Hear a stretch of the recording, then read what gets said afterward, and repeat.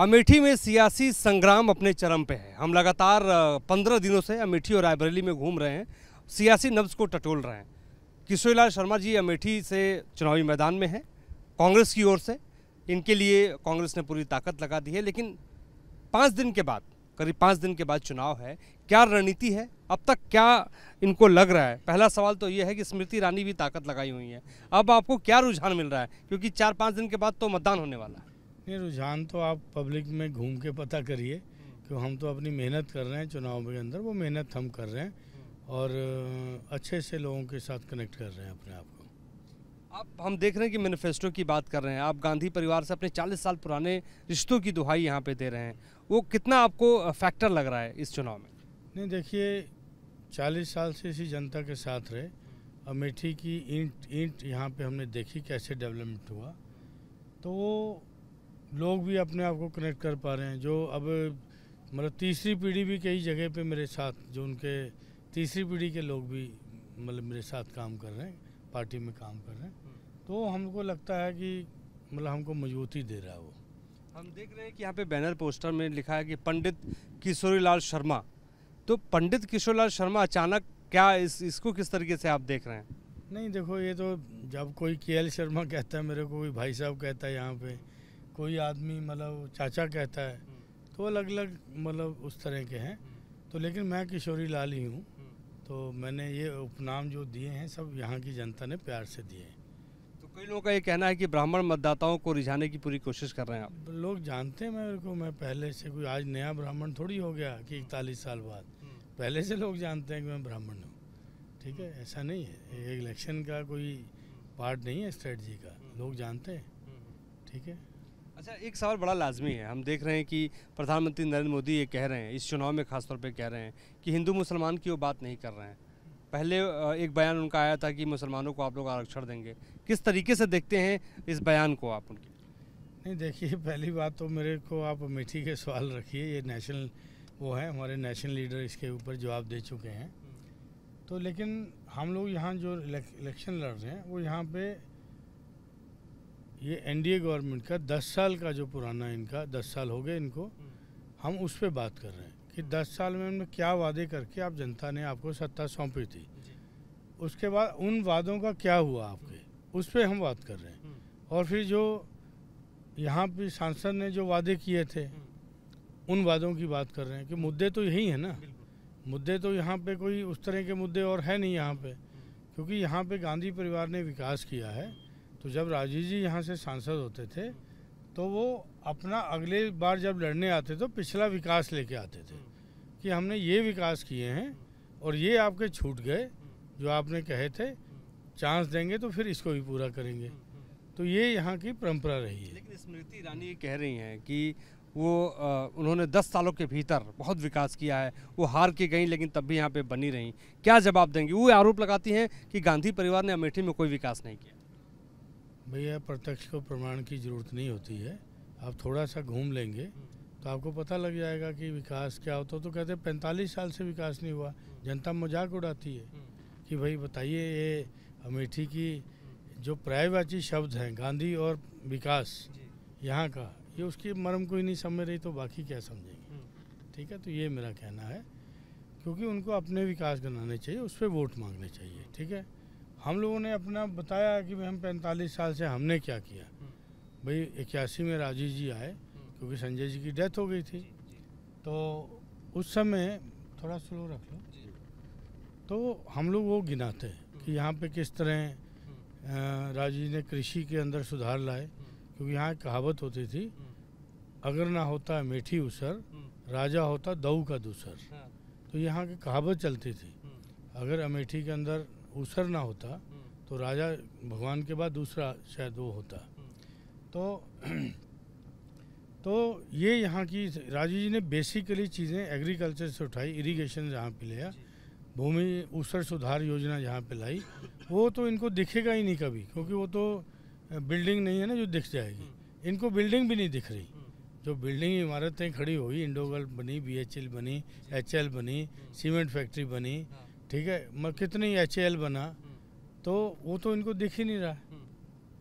तो वो भी तो राजीव जी की देन है, गांधी परिवार की देन है। स्मृति ईरानी ने कौन सा चश्मा लगाया जो आपका विकास नहीं दिख रहा है? ये तो उनसे पूछना चाहिए, मैं तो डॉक्टर नहीं हूँ चश्मे का कि उन्होंने कौन सा लगाया। ठीक है। अच्छा, एक और सवाल है। आपने अतीत की बात की कि आप 1981, 82, 83 के दौर में आए थे यहाँ पे, और आपने अमेठी से 40 साल को रिश्तों की बात बार बार आप बात कर रहे हैं। राजीव गांधी जी को किस तरीके से किशोरीलाल शर्मा जी यहाँ पे याद करते हैं, उनके योगदान को कैसे याद करते हैं? देखिए, जब मैं आया था तो 22.5 साल की मेरी उम्र थी, मतलब कोई बड़ी उम्र नहीं होती। ग्रेजुएशन किया, सीधा इधर आ गए। यूथ कांग्रेस के तहत प्रोग्राम एक चलता था, उसके हुआ तो राजीव जी की निगाह पड़ी कि अच्छा काम कर रहे हैं तो यहाँ ले आए अपनी कॉन्स्टिट्यूंसी में। तो तब से ये शुरू हुआ। हमने राजीव जी की हम्बलनेस यहाँ पे देखी है कि किस तरह वोटर को कनेक्ट किया जाता है, कैसे किया जाता है। वो अक्सर कहते थे कि देखो, हम सांसद में बैठते हैं तो इनके वोट से बैठते हैं, ठीक है। तो ये चीज़ हम लोगों को भी इंस्ट्रक्शंस थे साथ में कि आपको जो वर्क करना है फील्ड में, इसको मेन नज़र रखना है कि भाई हमारे मतदाता को, हमारी जनता को यहाँ पे एरोगेंसी नहीं दिखानी है आपने। तो वो चीज़ें मैंने उनसे सीखी, राजीव जी से। तो वो चीज़ों को अपने करैक्टर में मैंने ढाला, उसी के अनुसार मैंने अपने करैक्टर को ढाला। तो कोशिश किया यहाँ की जनता के मन में रचने बसने की, विदाउट कोई आशा कि भाई आज आप प्रत्याशी होकर बैठो, आप सोचे होंगे कि ये प्लान किया होगा 40 साल पहले। ऐसा कोई प्लान नहीं था, अभी भी कोई प्लान नहीं था, ठीक है। तो क्योंकि परिवार का या कांग्रेस हाईकमान का जो आदेश हुआ उसको मैंने स्वीकार किया यहाँ पे, बस इतना बात है। ये बहुत बड़ी बात आपने कही, क्योंकि हमने आपकी कार्यशैली को यहाँ पे देखा है और मैंने आपके भाषणों में यहाँ पे एक कनेक्ट सा देखा है कि आप बिल्कुल एक साधारण व्यक्ति जैसे बात करते हैं। ये इसके पीछे क्या रीज़न है कि आप नेता जो खासतौर पे महिलाओं से आप 1 लाख की बात करते हैं, युवाओं को रोजगार की बात करते हैं, इस तरीके की जो भाषा आपके खासतौर पे ये इसके पीछे क्या राज है? नहीं, राज नहीं, ये हम राजीव जी को देखते देखते ही हुआ। पहले तो मेरा रोल इज डिफरेंट। मैं कभी आपको देखा होगा स्टेज के ऊपर, कभी रहता हूँ, खड़ा होता है साइड में, कहीं खड़ा रहा, पूछ पाछ लिया, तो यही मेरा रोल होता था। लेकिन मैंने इस परिवार से सीखा, मतलब सोनिया जी का मैंने वर्किंग स्टाइल देखा, तो कैप्टन साहब का डिफरेंट वर्किंग स्टाइल था, राहुल जी का डिफरेंट था। ये 4 लोगों का मैंने अपने जीवन में, और प्रियंका जी का खास करके, उनका चारों का देखा कि इस तरीके से कनेक्शन कैसे बैठता है पब्लिक से, वो मैंने अपने में थोड़ा थोड़ा ढालने की कोशिश किया। अब 4-5 लोगों का समावेश मैं करने की कोशिश करता हूँ, कभी सफल भी होता हूँ, कभी असफल भी हो जाता हूँ। ये आपने बड़ा दिलचस्प कर दिया हमारे इस इंटरव्यू को कि आपने राजीव जी को भी देखा, आपने सोनिया जी को भी देखा, प्रियंका जी, राहुल जी। सबसे अलग क्या लगा, सबसे अलग कनेक्टिविटी किस में ज़्यादा लगी आपको? देखो, मेरा तो राजीव जी आइडियल थे मेरे, ठीक है। कि जब हम पढ़ते थे, मेरा जुड़ाव एक्चुअली तब से है। मैं यूथ कांग्रेस में तो काम करता था जब, तो हमने एक बार राजीव जी को शिमला में देखा। उस समय तो पढ़ते थे, कॉलेज टूर गया हुआ था। तो मतलब जैसे कहते हैं ना, भगवान भी कई बार किसी मन की बात को सच्ची कर देता है। तो उस समय ग्रेजुएशन में ही थे, तो ये था कि भाई कभी इस आदमी के साथ कांग्रेस में हैं, तो ये कांग्रेस का बड़े लीडर हैं, तो इनके साथ कभी काम करने का मौका मिलेगा। और हमको अगले साल ही मिला। सरस्वती विराजमान थी लगता है। शायद मैं कह सकता हूँ कि मतलब ये था, और मौका मिला, फिर तब से यहाँ से गया ही नहीं। 83 आया, बीच में अपॉर्चुनिटीज़ मिली, मतलब जैसे असम का भी इलेक्शन लड़ाने की अपॉर्चुनिटी मिली, उसमें हमको एक डिस्ट्रिक्ट मिला था। फिर जैसे पंजाब के अंदर मैं पीसी का मेंबर होता हूँ, वहाँ के कैंपेन कमेटी में स्टार कैंपेनर होता हूँ। ये सारी चीज़ें चलता जाता था, लेकिन मेरा मेजर रोल यहीं था। वो वहाँ उसको मैंने मतलब कभी छोड़ा नहीं। और इस तरह बीच में मैं एक टाइम आया कि जब मैं सेक्रेटरी हुआ एसीसी का, तो वो मेरे लाइफ टाइम की बड़ी पोस्ट थी उस समय। तो लेकिन सबसे बड़ी पोस्ट में, हाँ, बिहार की जिम्मेवारी मिली थी। सबसे बड़ी जो जिम्मेवारी मैं यही भी समझता हूँ कि अमेठी की जिम्मेवारी मेरे पास थी। उससे बड़ी कोई जिम्मेवारी मेरे पास, शायद उसके बड़ी कोई मेरे लिए पोस्ट नहीं थी, कोई पद नहीं था। तो ये मेरे को, क्योंकि यहाँ मेरे को इंटरेस्ट आता है इनकी सेवा करके। नहीं, हमने देखा है कि आपकी जो कनेक्टिविटी है वो थोड़ा सा यहाँ पे बड़ा अलग है। राजीव गांधी की हत्या के बाद अमेठी कितनी बदली, ये आपसे बेहतर कोई बता नहीं सकता। नहीं, राजीव जी की हत्या जब हुई तो हम लोग सरकार से तो चले गए थे, 89 में चले गए थे। 91 में देखो, ये भी संजोग है, इस बार भी 20 मई को ही चुनाव हो रहा है। उस समय भी 20 मई को चुनाव हुआ था राजीव जी, 21 को उनकी डेथ हो गई थी। अच्छा। इस बार भी 20 की वोटिंग है। उस समय भी हमने उनकी वोटिंग कराई, उनकी डेथ के बाद उनकी काउंटिंग कराई। तो ये मतलब एकदम से अपने आप में मेरे लिए भावुक क्षण है कि उसी 20 मई की वोटिंग है ये हमारी भी। उस समय 91 में भी 20 मई को ही वोटिंग थी। मैं देख रहा हूँ कि आप इमोशनल हो रहे हैं उनको याद करके। तो किशोरी जी देखिए, आज आपको मौका मिला है और बहुत बड़ा ये मौका है। और अच्छा, राहुल गांधी के बारे में बात करते हैं हम। राहुल गांधी के साथ आपकी कनेक्टिविटी को बड़ा अलग देखते हैं। राजीव गांधी से राहुल गांधी की कनेक्टिविटी कितना अलग है? देखो, राहुल जी का ना दौर जो है, जनरेशन का जो दौर बदलती है जनरेशन, ऐसे है। राहुल जी साइंटिफिकली चीज़ों को डेवलप करना चाहते हैं, ठीक है ना। तो उन्होंने उस तरीके से अमेठी को ये किया। अब उस समय उनका पहला जोर था इंफ्रास्ट्रक्चर नहीं होगा तो यहाँ इंडस्ट्री नहीं आएगी। तो ये उनकी सोच थी कि एजुकेशन नहीं होगी तो यहाँ लड़के हमारे कामयाब नहीं हो सकते, कंपटीशन का दौर है। तो उन्होंने उस तरीके से अच्छे इंस्टीट्यूशन लाने की कोशिश किया। पेट्रोलियम टेक्निकल इंस्टीट्यूट FDDI को लेके आए, हिंदुस्तान होटल मैनेजमेंट का उन्होंने किया। तो उन्होंने मतलब इस चीज़ पे ज़्यादा जोर दिया, ठीक है। तो उसको आप देखिए कि आप वहाँ से चलेंगे, आप लोग रायबरेली और अमेठी को हम जुदा नहीं मानते। रायबरेली में चलेंगे वहाँ सारे चौराहे से इस तरफ को आप, तो पहले ही आपको मिलेगी ITI जो इंदिरा जी की लगाई हुई, उसी के अंदर निफ्ट मिल जाएगी आपको। उसके आगे शीना टेक्सटाइल थी जो बंद हुई अभी, वो मिल जाएगी। उसके आगे चलेंगे तो आपको रायन पब्लिक स्कूल मिलेगा। उसके आगे जाएंगे तो FDDI मिलेगी। उसके आगे चलेंगे तो आपको फुर्सतगंज एकेडमी मिलेगी जो राजीव जी ने दिया, और राहुल जी ने उसके में यूनिवर्सिटी को ऐड किया, Rajiv Gandhi civil aviation university add किया। उसके बाद आगे चलेंगे तो निगोहा में आपको जो सेल्फ हेल्प ग्रुप की महिलाएं थी उनका स्किल डेवलपमेंट के लिए वो सेंटर बनाया। उसके आगे चलेंगे तो आपको वहाँ पे पेट्रोलियम इंस्टीट्यूट मिल जाएगा, ठीक है। उसके आगे चलेंगे तो उसके बाद फिर यहाँ पे आपको मुंशीगंज में जाके हमारा हॉस्पिटल मिलेगा, ठीक है। उसके आगे चलेंगे तो HL मिलेगी। तो विकास की पूरी लकीर आप लकीर है। जो कहते हैं कि 45 साल में गांधी फैमिली ने कुछ नहीं किया, ठीक है। आप देखो, चीज़ को नकार नहीं सकते। जो यहाँ की जनता जानती है, आप उसको अगर कहेंगे कि गांधी 45, जनता आपका मजाक उड़ाएगी कि क्या कह रहे हैं भाई, क्या हम बेवकूफ़ हैं कि जो हम नहीं जानते गांधी पर यहाँ क्या था, अमेठी में और क्या हो गया। तो इतना नहीं करना चाहिए, क्योंकि जनता देखो जनार्दन है, ठीक है। उसका तो सर माथे पे रखना चाहिए। जनता सब जानती है। लेकिन किशोरी जी, खासतौर पे आप विकास की लकीर तो बता रहे हैं। बिन राहुल अमेठी आपको मौका मिला है, बिन राहुल अमेठी को किस तरीके से, क्योंकि आप कहते हैं कि गांधी परिवार की खड़ाऊ लेके मैं आया हूँ, क्या कहेंगे आप? नहीं, ऐसा मौका पहले कैप्टन साहब को मिला था जब राजीव जी की हत्या हो गई थी। तो एक्चुअली क्या है, देखो, हम कभी भी नहीं मानते कि ये कॉन्स्टिट्यूंसी के अंदर लोगों का दिल का प्रेम जो है वो गांधी परिवार से है।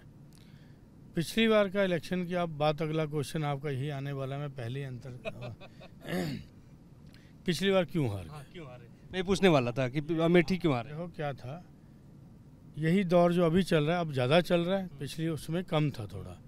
लेकिन हम हारे कितने, 53,000 से। उसमें कुछ कमियां हमको कबूल करने पे, कैमरे पे वो नहीं कि कुछ कमियां हमारी भी थी कि इलेक्शन होता है मॉनिटरिंग का, तो लीडर भी आए, सब हुआ, इलेक्शन होता है। अब लीडर 18 की 5 को चले जाएं, शाम को चले जाएंगे, लेकिन उसके बाद तो सेटअप करता है ना काम, जो यहाँ पे इस्टेब्लिश सेटअप है, उसमें थोड़ी हमारे को कमी। मैंने बाद में जांच में भी आया था, जांच किया तो उसमें मैंने बताया था राहुल जी कि ये कमियां शायद रही, अगर ये नहीं रहती तो हम लोग इस बार भी जीतते। तो उन कमियों को दुरुस्त कर लिया गया इस बार? इस बार तो मैंने जांच की, तो मैं नहीं दूर करूंगा। खुद आप लड़ रहे हैं। अच्छा किशोरी जी, आपने विकास की लकीर की बात की, विकास गाथा आपने बताई, आपने सब राजू जी को याद किया, लेकिन स्मृति ईरानी जब चुनाव प्रचार करती हैं यहाँ पर, तो वो मंगलसूत्र की बात कर रही हैं। वो ये कह रही हैं कि आप लोग जो है भैंस खोल लेंगे, तो वो जो, तो इसको आप किस तरीके से इसका आप जवाब दे रहे हैं? वो 5 किलो राशन की बात कर रही हैं। ये फूड सिक्योरिटी एक्ट किसने बनाया था? कांग्रेस ने बनाया। तो कानून तो हमारा ही बनाया हुआ है। ये ना भी देते तब भी जनता ले लेती इनसे, वो तो कानून है ना। तो जनता कोर्ट में चली जाती कि भाई गवर्नमेंट पालन नहीं कर रही। अब यह कि ऊपर सिर्फ फ़ोटो चिपका देने से मतलब नहीं होता है। पहले देखिए कानून बनाया कांग्रेस ने उसको, ठीक है, तो ये तो हमारी स्कीमों पे ठप्पा लगा के अपनी बता रहे हैं। तो ऐसा नहीं है कि जनता जानती है कि फूड सिक्योरिटी है। तो ये भी कह रहे मंगलसूत्र छीन लेंगे आप लोग। नहीं, वो तो हमारे आप देखो कि हमारे जो गारंटी कार्ड के अंदर कोई लिखा हुआ है ऐसी बात, ठीक है, तो ऐसा कोई भैंस चुराने वाली कोई बात लिखी हुई है? ये कहाँ चला गया इलेक्शन मुद्दों से हट के? आप बताओ ना यार, आपने 2014 से लेके 24 तक क्या किया? आप उस पर इलेक्शन लड़िए, ठीक है। हम लोग यहाँ पे विकास अपना बताते थे तो इलेक्शन लड़ने आते थे। आप उनको तो बात ही नहीं कर रही। मंगलसूत्र छीन लेंगे, विरासत छीन लेंगे आपकी। अब कहाँ चला गया इलेक्शन? आप यार इलेक्शन लेके आओ अपने मुद्दों के ऊपर, ठीक है। तो ये ठीक बात नहीं है। अच्छा, विरासत टैक्स की आपने बात की है। हम देख रहे हैं कि आप लगातार धुआंधार प्रचार कर रहे हैं, दिन में 15 से 20 जनसभाओं को आप संबोधित करते हैं। अभी तक कितना मार्जिन आप मानते हैं कि इतने मार्जिन से आप आगे चल रहे हैं? ये देखिए, अहंकार होगा बात करना। जो चीज़ जनता के दिल में है उसको हम कैसे प्रेडिक्ट कर सकते हैं? जो आदमी जनप्रतिनिधि या इस तरह की बात करता है वो जनता का अपमान करता है, ठीक है। मैं तो यहाँ पे बिल्कुल नहीं करूँगी। जनता के मन में क्या है वो चौथे साल अपनी जनता अपना माइंड मेकअप करना शुरू कर देती है, ठीक है।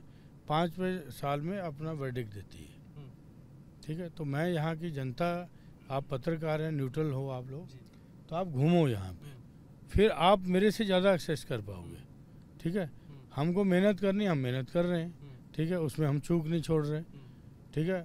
हर दिन सुबह रात को 1-1, 1:30, 2-2 बज रहा है, सुबह फिर 7 बजे तैयार होकर खड़े होना पड़ता है।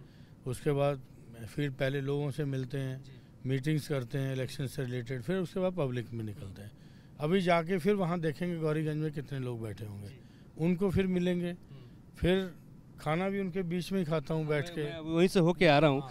लेकिन सियासत बिसात की अगर बात, सियासी शतरंज का वो माहिर खिलाड़ी जो पर्दे के पीछे से काम कर रहा था गांधी परिवार के लिए, अब वो एकदम बिल्कुल सामने फ्रंट में युद्ध कर रहा है सियासत के तौर पे। कितना अलग लग रहा है आपको? नहीं लगने, क्योंकि जनता से कनेक्टिविटी थी मेरी, तो जनता ने इस डिसीजन को एक्सेप्ट कर लिया। तो जनता ने एक्सेप्ट किया तो मेरी ताकत बन गई। एक मेरी ताकत गांधी परिवार है और दूसरी ताकत यहाँ की मेरी जनता है। तो दैट्स ऑल। यही 2 चीज़ें मेरे को यहाँ पे चुनाव लड़ा रही हैं। चलिए, मैं एक आखिरी सवाल आपसे पूछूंगा, क्योंकि मैंने तमाम आपके मुद्दों पे बात की। राहुल गांधी पूरे देश में मेहनत कर रहे हैं, भारत जोड़ो यात्रा उन्होंने निकाली, आप कदम से कदम उनके साथ मिलाकर चल रहे हैं। राहुल गांधी को लेकर आप क्या सोचते हैं? क्या वो रायबरेली की जनता उनको सांसद चुनने जा रही है, प्रधानमंत्री चुनने जा रही है? नहीं, ये तो इंडिया गठबंधन का निर्णय जो होगा उस पर है, क्योंकि हम लोग अलायंस के अंदर लड़ रहे हैं। हम लोग सांसद तो निश्चित चुनने जा रहे हैं उनको, ठीक है। उसके बाद इंडिया गठबंधन की जब मीटिंग्स होंगी, हमारा नंबर्स आएंगे हमारे, उसके बाद है ना ये वाली बात। तो पहले कैसे, पहले नहीं है ये बात। एकदम माहिर खिलाड़ी की तरह जवाब दिया आपने। नहीं, माहिर खिलाड़ी नहीं, ये सच है, क्योंकि गठबंधन में हम लड़ रहे हैं। तो ये बात हमारे कांग्रेस हाईकमान भी कहती है और मैं भी यही कहता हूँ। अच्छा, एक सवाल मैं भूल गया था, मैं पूछना बड़ा ज़रूरी है कि पंडित किशोरीलाल शर्मा राम को क्या समझते हैं? क्योंकि स्मृति ईरानी अपनी हर जनसभा में राम की बात करती है कि राम को हम लाए हैं। हम लोग राम हमारे आराध्य हैं। राम हमारे लिए इलेक्शन की विषय वस्तु नहीं है, ठीक है। ये उनके लिए हो सकता है। राम हमारे आराध्य हैं, हम राम को मानने वाले लोग हैं, ठीक है। और सर्वधर्म समभाव हमारा मेन मतलब जो है हमारे करैक्टरिस्टिक्स है इसके अंदर। वो ये कहती हैं कि आप लोग राम मंदिर नहीं गए दर्शन करने के लिए, क्या जवाब देंगे? उनको क्या पता कि मैं साधारण आदमी के तौर पे कराया हूँगा। ये मेरे को सर्टिफिकेट लेना है उनसे कि ये है। वो सर्टिफिकेट बीजेपी जारी कर रही है कि किसी को ये नहीं। अब उनको क्या पता है कि मैं किया कि नहीं किया, मेरे बारे में तो नहीं बोल सकती, ठीक है। तो मतलब ये धार्मिक हमारी आस्था, देखो हमारा चुनाव का मुद्दा नहीं है हमारे लिए। राम हमारे लिए आराध्य हैं, ठीक है। वो मर्यादा पुरुषोत्तम है। वो ये उनको वो कर रहे हैं कि चुनाव की विषय वस्तु बनाना चाहते हैं। हम नहीं, हम कभी ज़िंदगी में नहीं इतनी बड़ी बात करेंगे। तो देखिए, इस वक्त हम ग्राउंड जीरो पे मौजूद हैं। लगातार हम 15 दिनों से रायबरेली अमेठी में हम जो है चुनाव प्रचार को कवर कर रहे हैं, चाहे भारतीय जनता पार्टी की बात हो या कांग्रेस की बात हो। इस वक्त किशोरलाल शर्मा लगातार मेहनत कर रहे हैं और जनसभा को संबोधित कर रहे हैं। हमने रास्ते में उनको पकड़ लिया और लगातार हम ये कह रहे हैं कि अमेठी से लेकर रायबरेली तक और रायबरेली के दूसरे हिस्सों में भी लगातार कांग्रेस मेहनत कर रही है और इस मेहनत का फ़ायदा कितना मिलता है ये तो वक्त बताएगा, लेकिन हाँ, हम आपको ग्राउंड जीरो से लगातार ये बता रहे हैं कि क्या मिजाज है अमेठी और रायबरेली का। हमारे सहयोगी विकास कुमार राय के साथ मोहित राज दुबे, निदर्शन, अमेठी।